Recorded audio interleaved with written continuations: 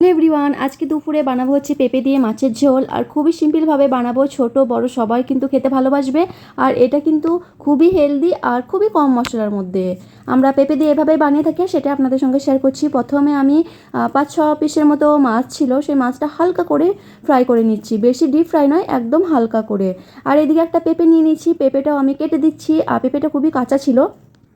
জানেন তো এখানে পেঁপের না খুবই দাম, আমাদের গ্রামের দিকে পেঁপে কত গাছ আছে, সে ফ্রিতে সবাই খায়। তারপরে অনেক তো পেট থাকে। আর এখানে এত দাম পেঁপের, এই পেঁপেটা আমার দাম নিয়েছিল হচ্ছে 80 টাকা। কেন জানি না এত দাম, কিন্তু পাকা পেঁপেটা একটু কম দাম, কাঁচা পেঁপেটা বলছে নাকি খুবই দাম। তারপরে যে কোনো জিনিসে দেখবেন একটু দাম হলে একটু বেশি টেস্টি লাগে খেতে, তাই না? আর এদিকে আমি পেঁপেটা আমি ছিলকাগুলো ছিলে নিচ্ছি, তারপরে আমি পিস পিস করে কেটে নেবো। পেঁপেটা খুব পাতলা করব না, আবার খুব মোটাও করব না, মিডিয়াম সাইজের মতো কেটে নিব। এই পেঁপে আর মাছের ঝোলটা কিন্তু কাঁচা মাছেরও করা যায়, কিন্তু আমার মাছটা 1-1.5 দিন হয়ে গেল ফ্রিজে ছিল। আর ফ্রিজে মাছ থাকলে আমার মনে হয় একটু ভেজে রান্না করলে একটু বেশি টেস্ট লাগে, নইলে কেমন একটা স্মেল আসে, সেই জন্যে ফ্রিজে রাখাটা আমি কিন্তু একটু ফ্রাই করেই করি। আর যেদিন টাটকা নিয়ে আসা হয় সেদিন কিন্তু আমি কাঁচা এর মাছটা কারি করি। এই তো এইদিকে আমি কথা বলতে বলতে পেঁপেগুলো আমার কাটা হয়ে গেছে।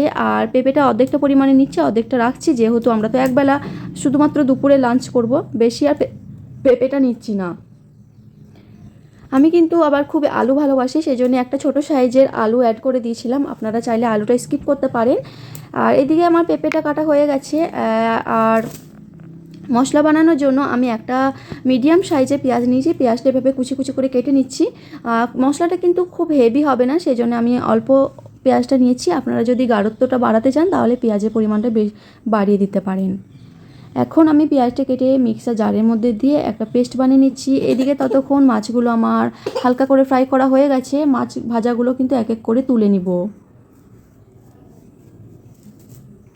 আর ওই সাইডে প্রেসার কুকারে ভাত চড়িয়ে দিয়েছি। এখন ঘড়িতে বাজে হচ্ছে 10টার মতো। আর আজকে একটু আমাদের চটজলদি লাঞ্চ হবে, সেই জন্যে একটু তাড়াহুড়ো করা। আজকে ছিল ফ্রাইডে, সে যে পাপা যাবে নামাজ পড়তে, 12টার মধ্যে লাঞ্চ কমপ্লিট করে নেবে। আর এই পেঁপে মাছের তরকারিটা সেজাকে খাওয়ানো হবে বলে আজকে খুবই তাড়াতাড়ি করে রান্না করে নেওয়া হচ্ছে।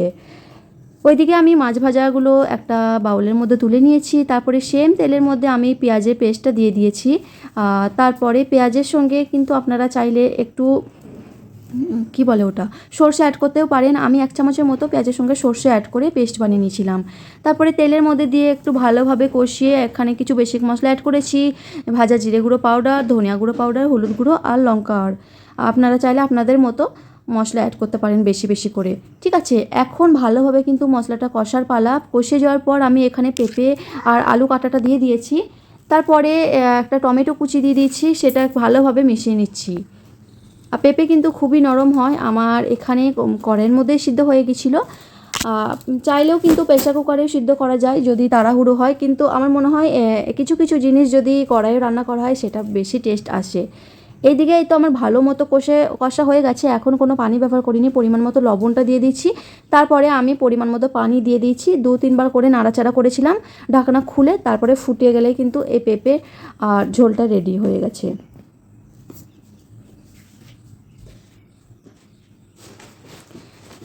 তারপরে কিছুক্ষণ পর একবার ঢাকনাটা খুলে নিয়েছি, আরও একবার করে নাড়াচাড়া করে নিয়েছি। অনেকটা কিন্তু সিদ্ধ হয়ে গেছে, আপনাদেরকে দেখাচ্ছি কেটে, খুবই পরিমাণে সিদ্ধ হয়ে গেছে। পেঁপে তো খুব নরম হয় সেই জন্য। আর আলুটা কিন্তু আমি খুব পাতলা করে কেটেছিলাম যেন খুব তাড়াতাড়ি সিদ্ধ হয়ে যায়। আর এদিকে আমি ছুরিটা করে দেখাচ্ছি, বাট এটা নয় যে ছুরিতে কাটছি বলে কেটে যাচ্ছে, এই তো সেই জন্যে আমি এই খুন্তিটার সাহায্যেও দেখালাম যে খুবই কিন্তু নরম হয়ে গেছে। এরপরে মাছের টুকরোগুলো অ্যাড করে দিয়েছি। আগে থেকে যদি মাছের টুকরোটা অ্যাড করে দেন তাহলে মাছগুলো ভেঙে যাওয়ার চান্স আছে, সেই জন্য চেষ্টা করবেন পেঁপে আলু সিদ্ধ হওয়ার পর মাছগুলো অ্যাড করতে। তারপরে 2 চেরি কাঁচা লঙ্কা দিয়ে ভালোভাবে একটু ফুটে নিয়েছি, তাহলে কিন্তু রেডি হয়ে গেছে কাঁচা পেঁপে দিয়ে মাছের ঝোল। আর আমার এই রেসিপিটা কেমন লাগলো অবশ্যই আপনারা জানাবেন।